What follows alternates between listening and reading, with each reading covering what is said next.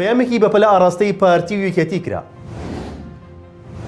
پشکی هەرێم لە بودجێ عێراق ئاشکرا دەکرێت. نرخی دۆلار بەرامبەر بە دینار بە شێوەیەکی بەرچاو دابەزی.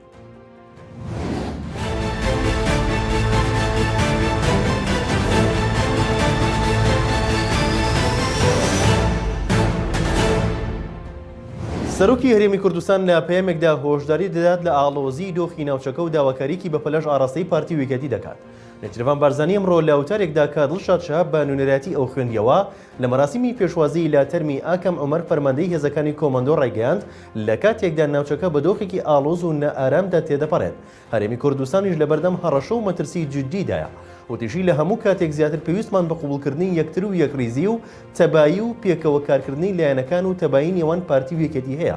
مانەوە پاراستنی دەستکەوتەکان تەنها بە یەکریزی دەکرێت، هێز و سنگ و قورساییمان بە تەبایی و یەکریزیمان دەبێت.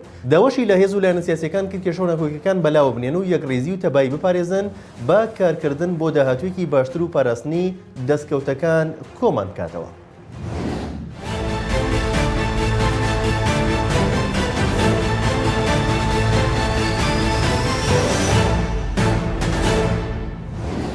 جێگری سەرۆکی پەرلەمانی عێراق ئاشکرا دەکات هەولێر و بەغدا لەبارەی دۆسەی نەوتەوە ڕێکەوتون دەژڵێت ناردنی پرۆژە یاسای بودجەی گشتی عێراقیش بۆ ساڵی داهاتوو بە جۆرەی ڕێکەوتنی هەولێر و بەغدا دەبێت و بەشێکی باشی بودجە بۆ هەرێمی کوردستان دیاریکراوە.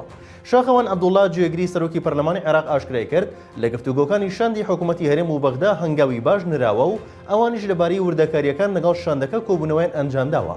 دەژڵێت کۆبوونەوەکان زۆر باش بوون و بناغی گفتوگۆکانی نێوان هەرێم و بەغداش ئەو ڕێکەوتنە سیاسیەیە کە حکوومەتی لەسەر پێکێنراوە، چونکە ڕێکەوتنێکی سیاسی بۆ پێکێنانی حکوومەت هەبوو لە ناو پەرلەمانیش دەنگی لەسەردرا. بۆیە حکوومەتی تازای عێراق دەتوانێت بێگەڕانەوە و پەرلەمانی عێراق هەموو بڕگەکانی ڕێکەوتنەکە جێبەجێ بکات چونکە پەرلەمان شەرعیەتی پێداوە. دەژڵێت لەبارەی دۆسەی نەوتەوە ڕێکەوتن کراوە بۆ ئەوەی چارەسەر بکرێت و لە گفتوگۆکانی شاندی حکوومەتی هەرێم و وەزیری نەوتی عێراقیش ڕێکەوتنی سیاسی کراوە تا بناغێ بۆ چارەسەرکردنی کێشەکان دابنرێت.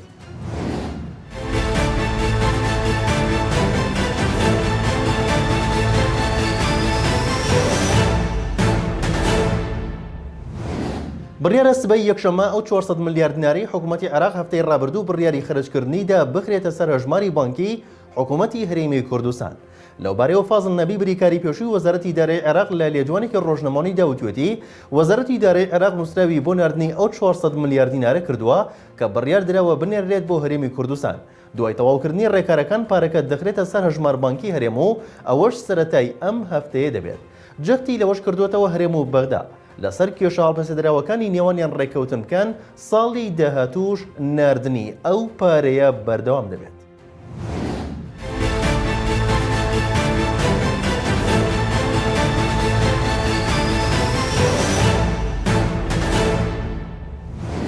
ئەندامێکی پەرلەمانی عێراق ڕای دەگەێنێت ئەگەر حکوومەت نەتوانێت بەهای دینار لە بەرامبەر دۆلار بەرز بکاتەوە ئەوە پەرلەمان لێپرسینەوە لە هەر یەک لە سەرۆک وەزیران و سەرۆکی بانکی ناوەندی عێراق دەکات.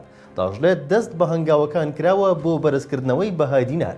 ڕائید مالیکی ئەندامی لیژنەی یاسایی لە پەرلەمانی عێراق ئاشکرای کرد لە ئێستادا حکوومەت دەستی کردووە بە هەنگاوەکان تاوەکو بەهای دینار لە بەرامبەر دۆلاری ئەمریکی بەرزکاتەوە. بەوتەیەوە پەرلەمانتارە بابەتێکی گرنگ لەلایەن پەرلەمانەوە هەستی پێکراوە کە ئەوی شکستی سیاسەتە داراییەکانی عێراق و دابەزینی بەهای دینارە. ئەمەش دەری دەخات حکوومەت و بانکی ناوەندی نەیانتوانیوە کۆنتڕۆلی بەهای دینار بکەن و سیاسەتێکی گونجاو بدۆزنەوە. ئاماژەی بۆشداوە لە ڕابردوودا پەرلەمان چاودێری حکوومەتی کردو و هەندێک ڕێشوونی گرتوتە بەرو چاوەڕوانە تا کۆتایی پشووی پەرلەمان دەرەنجامی هەبێت و نرخی دینار بەرز بکرێتەوە.